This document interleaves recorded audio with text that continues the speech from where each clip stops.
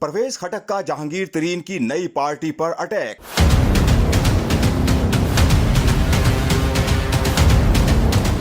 परवेज खटक ने नया गोल तैयार कर लिया।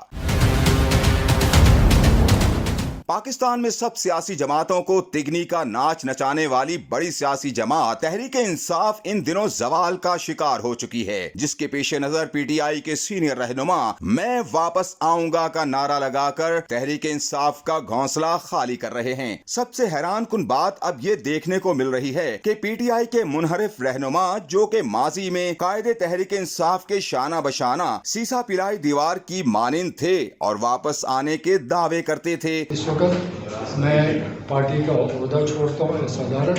मैं वापस आऊंगा, मैं वापस आऊंगा, मैं एक दिन आऊंगा, मैं एक दिन आऊंगा।